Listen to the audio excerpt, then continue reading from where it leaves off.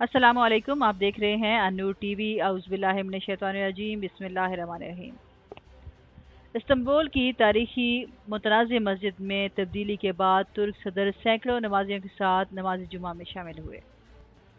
رواں ماہ کے شروع میں استنبول کی لینڈ مارک کو ایک مسجد میں تبدیل کرنے کے بعد 86 سالوں میں پہلی مرتبہ مشہور ہاگیا صوفیہ میں مسلمانوں کے لیے نماز کا انعقاد کیا گیا۔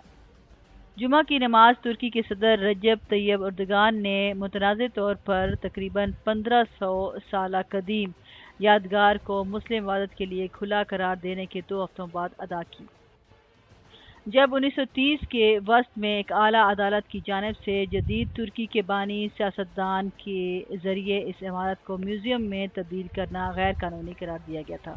مزید آگے بڑھنے سے پہلے اگر آپ نے میرا چینل سبسکرائب نہیں کیا تو انور ٹی وی کو سبسکرائب کریں اور ویڈیو کو لائک اور شیئر ضرور کریں۔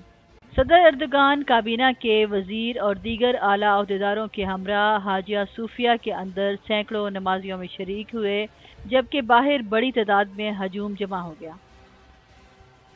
یونیسکو کا عالمی ثقافتی ورثہ بازنطین شہنشاہ جسٹنٹین اول کے دور حکومت میں 537 میں ایک گرجا گھر کے طور پر تعمیر کیا گیا تھا، لیکن 1453 میں قسطنطنیہ کی فتح عثمانیہ کے بعد ایک مسجد میں تبدیل ہو گیا۔ جدید جمہوریہ کے بانی مصطفیٰ کمال اتاترک کے ماتحت عثمانی حکام کے بعد کی کلیدی اصلاح میں اسے میوزیم نامزد کیا گیا تھا۔ صدر اردگان نے کہا کہ پچھلے سال اسے میوزیم میں تبدیل کرنا بہت بڑی غلطی تھی۔ تاہم نقادوں نے الزام عائد کیا کہ اردگان، جو 17 سال سے برسر اقتدار ہے، اپنے قومی بنیاد پر لڑنے کا دعویٰ کرتا ہے۔ اس کی وجہ سے عالمی سطح پر اقتصادی بحران کے سبب کورونا وائرس پھیل گیا ہے۔ استنبول کے آسمان پر پھیلا ہوا اس کا گنبد ترکی کے سب سے مشہور سیاحتی مقامات میں سے ایک ہے۔ استنبول سے موصولہ رپورٹ کے مطابق الجزیرہ کے سنیم کوسوگلو نے بتایا کہ جمعہ کو ایک بہت بڑا دن تھا جس میں تقریباً 18 ملین شہری شریک تھے۔ انہوں نے کہا شہر کا مرکز تاریخی جزیرہ نما کل رات سے مکمل طور پر لاک ڈاؤن کا شکار ہے۔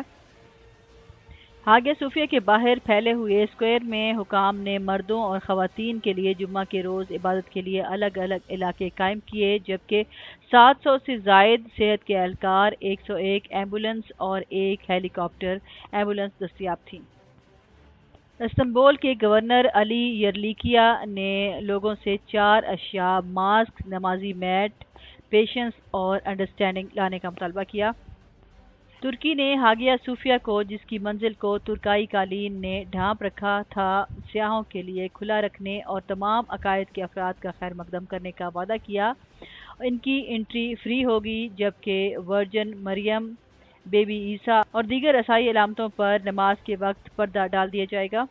سرکاری میڈیا کی خبروں کے مطابق آئندہ 24 گھنٹوں تک قرآن پاک کی تلاوت جاری رہے گی۔ اس کے بعد 5 وقت کی نماز بھی مسجد میں ادا کی جائے گی۔ ہم آج اپنی 86 سال کی آرزو ختم کر رہے ہیں، سید کولک نے کہا، اس سے قریب 9 دہائیوں کا حوالہ دیتے ہوئے جب ہاگیا صوفیہ کو میوزیم قرار دے دیا گیا تھا۔ ہمارے صدر اور عدالتی فیصلے کی بدولت آج ہاگیا صوفیہ میں ہم نماز جمعہ ادا کر رہے ہیں۔ ریاستہائے متحدہ امریکہ، یورپی یونین، روس اور چرچ کے مختلف رہنماؤں نے اس تبدیلی پر تشویش کا اظہار کیا، جبکہ پڑوسی ملک یونان نے اس اقدام کو مہذب دنیا کے لیے کھلے اشتعال انگیزی قرار دیا۔ صدر اردگان نے اس بات پر زور دیا کہ ترکی کا یہ تاریخی اور خود مختار حق تھا۔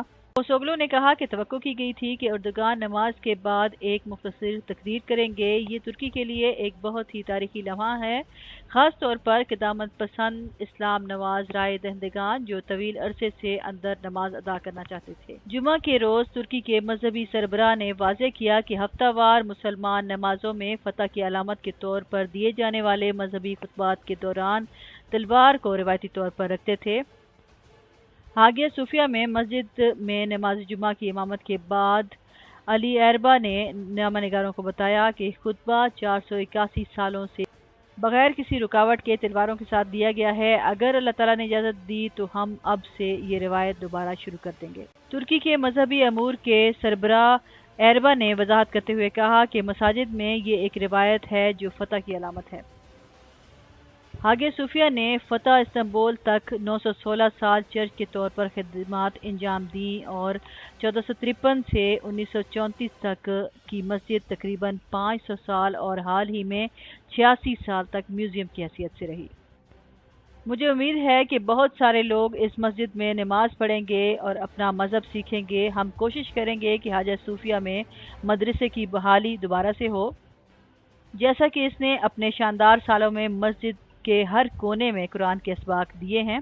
मसाजिद स्कूलों की हैसियत से भी काम करती है। एरबा ने मजीद कहा कि जिस तरह हमारे नबी सल्लल्लाहु अलैहि वसल्लम मसाजिद में अपने साथियों की तरबियत करते थे, इसी तरह मसाजिद में हम अपने नौजवानों और बच्चों की तरबियत की कोशिश कर रहे हैं। एक मस्जिद की हैसियत से काम करने के अलावा हागिया सूफिया ग्रैंड मस्जिद मुल्की और गैर मुल्की ज़ायरीन के लिए तुर्की की आला सियाहत की जगहों में शामिल है। 10 जुलाई को एक तुर्क अदालत ने 1934 की काबीना के इस फरमान को कलअदम करार दे दिया, जिसके तहत हागिया सूफिया को एक म्यूज़ियम में तब्दील कर दिया गया और इसने इसे इबादतगाह के तौर पर इस्तेमाल करने की राह हमवार कर दी। तुर्की में मजहबी अमूर की निज़ामत ने भी मस्जिद में मजहबी खिदमात की निगरानी की है, जबकि वजारत सकाफत और सियाहत ने बहाली और तहफ़्फ़ुज़ के जारी कामों की निगरानी की है। तामीराती खजाना मुल्की और गैर मुल्की सियाहों के लिए भी मुफ्त खुला है। अब तक के लिए इतना ही। मज़ीद खबरों के लिए देखते रहें अन्नूर टीवी। वीडियो से रिलेटेड अपनी राय का इज़हार कमेंट सेक्शन में ज़रूर कीजिएगा, और इससे पहले अगर आपने मेरा चैनल सब्सक्राइब नहीं किया तो अन्नूर टीवी को सब्सक्राइब करें और साथ में लगे घंटी के बटन को ज़रूर दबाएं ताकि मेरी आने वाली हर नई वीडियो का नोटिफिकेशन आपके पास चल पहुँचे। शुक्रिया।